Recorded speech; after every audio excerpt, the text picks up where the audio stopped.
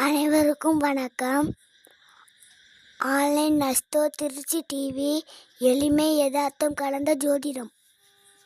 வணக்கம் நண்பர்களே, நான் உங்கள் ஜோதிடர் ரவிச்சந்திரன், திருச்சி மேட்டுப்பாளையத்திலிருந்து பேசுகிறேன். நம்மளுடைய ஆன்லைன் அஸ்ட்ரோ திருச்சி யூடியூப் சேனலில் வந்து பார்த்திங்கன்னா தினசரி ஒரு பயனுள்ள வீடியோக்களை போட்டுட்டு வரோம். அந்த வகையில் இன்னைக்கு நம்ம பார்க்கக்கூடிய ஒரு வீடியோ வந்து பார்த்திங்கன்னா 8ஆம் அதிபதியை பற்றி தான் பார்க்க போகிறோம். பொதுவாக 8ஆம் அதிபதி அப்படின்னு சொல்லி பார்த்தீங்கன்னா மரணத்தை குறிக்கும், ஆயுளை குறிக்கும், நமக்கு வரக்கூடிய கண்டங்களை குறிக்கும். இது மட்டும்தான் இருக்குதா அப்படின்னு சொல்லி பார்த்தீங்கன்னா இந்த 8ஆம் இடத்துல என்னென்ன இருக்குது அப்படிங்கிறத நம்ம இந்த வீடியோவில் பார்க்க போகிறோம். வாங்க நம்ம இப்போ இந்த வீடியோக்குள்ளார போகலாம். 8ஆம் இடங்கிறது வந்து பார்த்தீங்கன்னா நம்மளுடைய லக்னத்தின் ஒளி அங்கே போய் விழாது. லக்னத்தின் ஒளி நம்ம அப்படி உட்காந்துருக்கிறேன் அப்படின்னா நேராக நான் பார்க்குற இடம் 7. அதனால தான் நமக்கு தீர்வாக மனைவியை வச்சிருக்கிறாங்க, மனைவிக்கு தீர்வாக கணவனை வச்சிருக்கிறாங்க. சரிங்களா? ஆனா நம்மளுடைய பார்வைக்கு இந்த பக்கம் இருக்கக்கூடிய இடம் 7, இந்த பக்கம் இருக்கக்கூடிய இடத்துக்கு பேர் 8. இந்த 2 இடத்துலயுமே நம்மளுடைய பார்வை விழாது. அதனாலதான் 6, 8 மறைவிடம்னு வச்சுக்குது. அப்புறம் நமக்கு பின்னாடி இருக்கக்கூடிய அமைப்பும் நமக்கு தெரியாது. அதனாலதான் 12. அதனால 12 மறைவிடம்னு வச்சுது. சரி, இந்த 6, 8, 12ல நம்ம 6, 12 பத்தி பேச வேண்டாம். 8ஆம் இடத்தை பற்றி மட்டும் பேசலாம். 8ஆம் இடம் ஒரு ஜாதகருக்கு வலுத்திருந்தால் 8ஆம் அதிபதி உதாரணமாக ஆட்சி, உச்சம், மூலத்திரிகோணம் இந்த மாதிரி அமைப்புலாம் இருந்தால் அவங்களுக்கு ஆயுள் அதிகம் அப்படின்னு நம்ம சொல்லலாம். ஆனா அதே நேரத்துல லக்னாதிபதியை விட 8ஆம் அதிபதி வலுப்பெறவே கூடாது. இது நல்ல மனசுல தேக்கி வச்சுக்கோங்க. ஓகேங்களா? லக்னாதிபதி தான் எல்லா விஷயத்துக்கும் வலுவா இருக்கணும். சில லக்னங்களுக்கு லக்னாதிபதி வந்து 3, 6, 10, 11 இருக்கும்போது யோகத்தை கொடுக்கும். ஓகேங்களா? நம்ம அந்த ஆய்வுக்குள்ளார இப்ப வரல. சரிங்களா? பொதுவா எந்த ஜாதகமா இருந்தாலும் லக்னாதிபதி வலுவுடன் இருக்க வேண்டும். அந்த வலுவுன்னு என்னன்னு இப்ப நான் சொல்லிட்டேன். அதே மாதிரி 8ஆம் அதிபதினு பாத்தீங்கன்னா சுபகிரகமாக இருந்தால் 8ஆம் இடத்தில் ஆட்சி, உச்சம், மூல திரிகோணம் இதுல ஏதாச்சும் ஒண்ணுதான் அடையும், 3மே அடையாது. ஒரே ஒரு கிரகம் மட்டும்தான் 3யுமே அடையும்.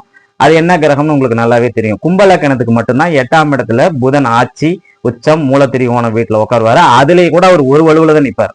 அதுலயே ரொம்ப சென்சிட்டிவான ஒரு விஷயம். சரி, அப்படி பார்க்கும்போது பாத்தீங்கன்னா இந்த 8ஆம் அதிபதி நமக்கு தரக்கூடிய மற்ற நன்மையான விஷயங்கள் என்ன அப்படிங்கிறது இந்த வீடியோல நம்ம பார்க்கலாம். நல்லா கவனிங்க. இந்த 8ஆம் இடத்துல நம்ம முன்னாடி சொன்ன இந்த மரணம், ஆயுள், இந்த விபத்து, இதை மட்டும் இல்லாம அதுல பாருங்க உயிர் சொத்து நமக்கு கிடைக்கும். நல்லா கவனிங்க. ஒரு நண்பருக்கு லக்னாதிபதி 8ல இருக்கிறாரு. லக்னாதிபதி 8ல இருக்கிறாரு. அவங்க அப்பா உயிரோட இருக்கும்போது உயிர் சொத்து அவங்களுக்கு கிடைக்குது. அப்ப 8ஆம் இடங்கிறது உயிர் சொத்து. சரிங்களா? அது வரக்கூடிய நாட்கள்ல அந்த ஜாதகத்தை நான் போட்டு விளக்குறேன். ஓகேங்களா? அதே மாதிரி 8ஆம் இடம் உயிர் சொத்து மட்டும் கிடையாது, மனைவியுடைய வருமானத்தை குறிக்கும், மனைவியுடைய பேச்சை குறிக்கும், கணவனுடைய வருமானத்தை குறிக்கும், கணவருடைய பேச்சை குறிக்கும். ஏன்னா நம்மளுடைய வீடியோவை வந்து பாத்தீங்கன்னா இப்போ ஒரு 65% பெண்கள் தான் பாக்குறீங்க. ஓகேங்களா? அதனால என்ன சார் எல்லாமே நீங்க ஒரு ஆணுடைய லக்னத்தை வச்சுட்டு பெண்ணுக்கு சொல்ற மாதிரியே சொல்றீங்க அப்படிங்கிற மாதிரிலாம் உங்களுடைய மைண்ட் வாய்ஸ் எனக்கு கேட்குது. அதனால நான் இந்த இடத்துல கணவனுடைய வருமானம் அல்லது மனைவியோட வருமானம் சொல்லியிருக்கேன். கணவனுடைய குடும்பம், மனைவியுடைய குடும்பம், இதை பத்தியும் அந்த 8ஆம் இடம் சொல்லும். சரிங்களா? அதே மாதிரி பாத்தீங்கன்னா நமக்கும் ஒருத்தங்களுக்கும் பிடிக்கல, சேரல அப்படின்னா இந்த 8ஆம் இடத்தினுடைய தசை புத்தி நடக்கும்போது நமக்கு பிடிச்சவங்கள நம்மளை விட்டு விலகி போயிடுவாங்க. இதுவும் இந்த 8ஆம் இடத்துல அதாவது கட் பண்ணி விடக்கூடிய ஒரு பாவம் இந்த 8ஆம் இடம் உண்டு. 8ஆம் இடத்துல இதுவும் நடக்குது. சரி, உயிர் சொத்து பார்த்துட்டோம். லாட்ரி யோகம், திடீர் அதிர்ஷ்டம். சரிங்களா? கல்யாணத்துக்கு முன்னாடி மனைவி வந்து டிகிரி தான் படிச்சிருக்கோம். இவரை மேரேஜ் பண்ணிட்டு பாத்தீங்கன்னா இவர் பிஎட் படிக்க வச்சிருப்பாரு, நீட் இவர் படிக்க வச்சிருப்பாரு. ஒரே அட்டம்ப்ட் 2 அட்டம்ப்ட்ல அவங்க பாஸ் பண்ணி மாசம் ஒரு 40-50,000 சம்பாதிக்கிறது, இதெல்லாமே பாத்தீங்கன்னா இந்த திடீர் அதிர்ஷ்டம். ஓகேங்களா?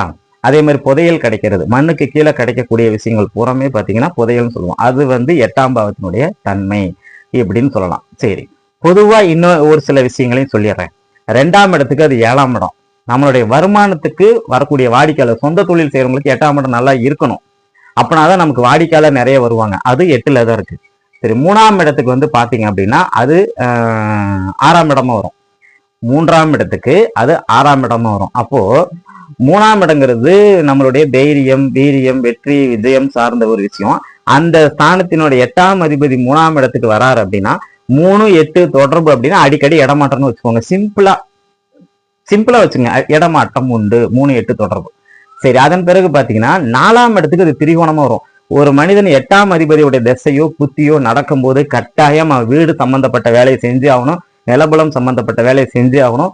தோட்டம் வச்சிருந்தாங்கன்னா தோட்டத்தை வந்து கண்டிப்பா அச்சு திருத்துற வேலையெல்லாம் செய்வாங்க. ஒரு 3 வயல் 4 வயல் சேர்ந்துருக்கு, அதெல்லாமே நான் ஒரு வயல் ஆக்குறேன், வயலுக்கு வந்து நான் பைப் லைன் போடுறேன் அப்படிங்கிற மாதிரி ஒரு சில செலவுகள் வந்து இங்க வந்து நடக்கும்.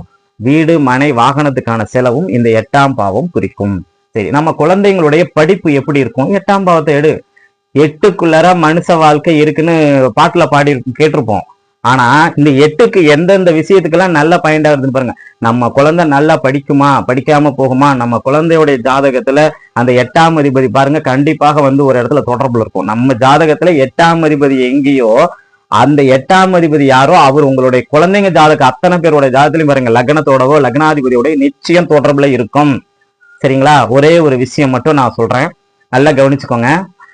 எனக்கு தெரிஞ்ச ஒருத்தர் வந்து பாத்தீங்கன்னா மீன லக்கணம், ஆனா அவர் மேச லக்கணம் மீன லக்கணம் தான் சொல்லிட்டு இருக்கிறாரு. அவருடைய ஜாதகத்துல நல்லா கவனிச்சுங்க, அவருடைய ஜாதகத்துல செவ்வாயும் சனி சேர்ந்து லக்னத்தை பாக்குது. அவருடைய பொண்ணுக்கு சந்திரனை அந்த செவ்வாய் பார்த்துட்டு இருக்கு. நல்லா புரிஞ்சுக்குங்க. ஏன்னா 8ஆம் அதிபதியோட தொடர்பு மேச லக்கணம்னா 8ஆம் அதிபதி அவருடைய குழந்தையை குறிக்கக்கூடிய பாவம். அதே மாதிரி நம்மளுடைய குழந்தைங்களுடைய ஜாதகம் எப்படி இருக்கும்னு நம்மளுடைய 8ஆம் பாவம் சொல்லும். குழந்தைங்களுடைய படிப்பு எப்படி இருக்கும், குழந்தைங்க வீடு கட்டுவாங்களா, குழந்தைங்களுடைய உடல்நிலை ஆரோக்கியம் எப்படி இருக்கும், நம்மளுடைய மற்ற விஷயங்கள், அதாவது குழந்தைங்களுக்கு இருக்கக்கூடிய அந்த எக்ஸ்ட்ரா டேலண்ட்னு சொல்லக்கூடிய விஷயங்கள் எல்லாமே அது அந்த இடம் வந்து குறிக்கும் அப்படின்னு சொல்லலாம். சரி, 6ஆம் இடத்துக்கு அது 3ஆம் இடமா வரும். 6க்கு 3ஆம் இடம் நான் முன்னாடியே சொல்லிட்டேன். 8 3 எப்படி இடம் மாற்றமோ அதே மாதிரி 8 6 தொடர்பு வந்துச்சு அப்படின்னா விபரீத ராஜயோகமும் வரும். சரிங்களா? அதே மாதிரி உடல் நல மருத்துவ செலவுகள் இந்த மாதிரி சின்ன சின்ன விஷயம் என்னன்னே தெரியாத அளவுக்கு உடல்ல ஒரு சில பிரச்சனைகள் வந்து கொண்டே இருக்கும். அதை பற்றி எந்த பிரச்சனை கவலைப்பட தேவையில்லை. அது வந்து உங்களுக்கு தானாவே சரி செய்யக்கூடிய அமைப்பை கொடுத்துரும் அப்படின்னு சொல்லலாம். சரி, 7ஆம் இடத்துக்கு 2ஆம் இடம் நம்ம மனைவி அல்லது கணவனுடைய பேச்சு, வருமானம். சரிங்களா? அவங்க குடும்பம் எப்படி, நல்ல குடும்பமா, எந்த மாதிரி குடும்பம் அப்படிங்கிறதையும் இந்த 8ஆம் பாவம் சொல்லும். சரி, 9ஆம் இடத்துக்கு இது 12ஆம் இடம். நம்மளுடைய அப்பா எந்த அளவு விரயம் செய்வார், அப்பா பிறந்த ஊர்லயே இருந்திருக்கிறாரா, ஒரு ஊர்ல இருந்து இன்னொரு ஊருக்கு வந்திருக்கிறாரா அப்படிங்கிற ஒரு விஷயத்தை 8ஆம் பாவம் செய்யும். நம்மளுடைய பாக்கியம் வந்து எந்த அமைப்புல இருக்கு, நமக்கு பாக்கியம் செய்யறதுக்கு நம்ம என்னென்னலாம் விரயம் பண்ணியிருக்கோம் அப்படிங்கிறத இந்த 8ஆம் பாவம் சொல்லும். அதே மாதிரி 10ஆம் இடத்துக்கு வந்து பாத்தீங்கன்னா இது லாபஸ்தானம். அதாவது 10ஆம் இடங்கிறது தொழில் ஸ்தானம், ஜீவனஸ்தானம், கர்மஸ்தானம். அந்த 10ஆம் இடத்துக்கு 11ஆம் இடமா வரக்கூடிய பாவம் இந்த 8ஆம் பாவம். அப்ப இந்த 8ஆம் பாவத்துல ஒரு நல்ல கிரகம், ஒரு சுப கிரகமா இருந்து ஆட்சி பெற்று விட்டால் அவங்களுக்கு தொழிலால் மிகப்பெரிய லாபத்தை நம்ம கண்கூடா சந்திக்கலாம். அதுல எந்த மாற்று கருத்தும் கிடையாது அப்படின்னு சொல்லலாம். அதன் பிறகு பாத்தீங்கன்னா 11ஆம் பாவம். 11ஆம் பாவத்துக்கு இது 10ஆம் பாவமா வரும். ஏன்னா லாபஸ்தானத்துக்கு இது 10ஆம் இடம். அப்ப லாபம் வந்து பாத்தீங்கன்னா நீங்க நிறைய லாபம் வரும்போது ஒருத்தர் வந்து தான தர்மங்களுக்கு நிறைய செலவு பண்றாரு அப்படின்னா, ஒருத்தங்கிட்ட போய் தர்மத்துக்கு ஏதாவது நம்ம வந்து மாதிரி ஒரு அறக்கட்டளை ஆரம்பிக்கிறோம், உங்களால முடிஞ்ச உதவி செய்யுங்க, நாங்க ஒரு ஃபங்க்ஷன் பண்றோம், முடிந்த ஹெல்ப் செய்யுங்க, ஒரு அரசு பள்ளியில ஒரு விஷயம் தேவைப்படுது அதுக்கு ஏதாவது உதவி செய்யுங்க அப்படின்னா, இந்த 11ஆம் பாவத்துக்கு 10ஆம் பாவமான 8ஆம் பாவத்தினுடைய தசை புத்தி நடக்கிறவங்கள்ட்ட போய் கேளுங்க, கட்டாயம் கொடுப்பாங்க. அதுக்காக நீங்க எல்லாத்துக்கிட்டையும் அதை எதிர்பார்க்க முடியாது. ஆனா அப்படி இருக்கிறவங்க தான் அந்த உதவி செய்யக்கூடிய அந்த மனப்பான்மை வரும் அப்படிங்கிறதுக்காக இந்த விஷயத்த சொல்றேன். இறுதியாக 12ஆம் இடத்துக்கு அது திரிகோணமா வரும். 12ஆம் இடத்துக்கு 9ஆம் இடமா வரும். ஒருத்தங்க வெளிநாடு போவாங்களா, வெளியூர் போவாங்களா, உள்ளூர்லயே இருப்பாங்களா, இல்ல உள்நாட்டிலேயே இருப்பாங்களா அப்படிங்கிற ஒரு விஷயத்தை சொல்லக்கூடிய பாவம் இந்த 12க்கு 9ஆம் இடமான 8ஆம் இடம். அப்ப 12ஆம் இடத்துக்கு பெரிய திரிகோணமா 9ஆம் இடம் வரதுனால இது யோகம். உங்களுடைய ஜாதகத்துல 11ஆம் அதிபதியோ 8க்கு வந்தாலோ 12ஆம் அதிபதியும் 8க்கு வந்தாலோ இதெல்லாம் ஒரு மிகப்பெரிய ராஜயோகம் நினைச்சுங்க. 12ஆம் இடத்துல இருக்கக்கூடிய கிரகத்தின் திசை புத்தி நடக்கும் போதும் நீங்க வீடு மனை வாகனம் பணத்தை வந்து விரயம் பண்ணக்கூடிய தன்மை இதெல்லாம் கட்டாயம் நடக்கும். உங்க வீட்டுல ஒரு மங்களகரமான ஒரு விஷயமும் நடக்கும் அப்படின்னு சொல்லலாம். நண்பர்களே நல்லா கவனிச்சுக்கோங்க. 8ஆம் பாவங்கிறது ஒரு துருஸ்தானமாக நம்மளுடைய ஜோதிடத்துல சொல்லப்பட்டிருந்தாலும் இந்த 8க்குள்ளர எவ்வளவு ரகசியங்கள் இருக்கு. ரஜினி 8க்குள்ளர பாட்டை வச்சாரு, ஒரு பாட்டை வச்சாரு, முதல் 8, 2வது 8, 8வது 8ங்கிற வரைக்கும் பாட்டு வச்சாரு. ஆனா அந்த 8ஆம் இடத்துக்குள்ளார கடவுள் எவ்வளவு ரகசியங்கள் வச்சிருக்கிறாரு பாத்தீங்களா? உங்க மனைவியோட பேச்சு, ஒருத்தர் வந்து சாந்தமான மனைவி, அமைதியான மனைவி வேணும் சார், கொஞ்சம் வீட்டுல பிரச்சனை பண்ணாம தர்க்கம் பண்ணாத மனைவியுமா, உங்களுடைய 8ஆம் பாவத்துல நம்மளுடைய ஜாதகத்துல அது கணவனா இருந்தாலும் சரி மனைவியா இருந்தாலும் சரி 8ஆம் பாவத்துல செவ்வாய் சனி இவங்கெல்லாம் இருக்கும்போது பாத்தீங்கன்னா நான் ஒரு கேட்கற மாதிரி தான் மனைவி அமையும். 8ஆம் இடத்துல குரு பகவானோ அல்லது தனித்த புதனோ சுக்கிரனோ இருக்கும்போது பாத்தீங்கன்னா இங்க உங்களுக்கு ஒரு மிகப்பெரிய ராஜயோகம் வரும். 8ஆம் இடத்துல எனக்கு தெரிஞ்ச ஒரு பெண்ணுடைய ஜாதகத்துல சுக்கிரன் நீசம், கும்பலக்னம். அவங்க பர்ஸை எப்போ ஓபன் பண்ணாலும், நான் சொல்றது 2005ல பர்ஸை ஓபன் பண்ணாவே ஒரு 2000 3000 ரூபாய் பணம் அப்பவே வச்சிருப்பாங்க.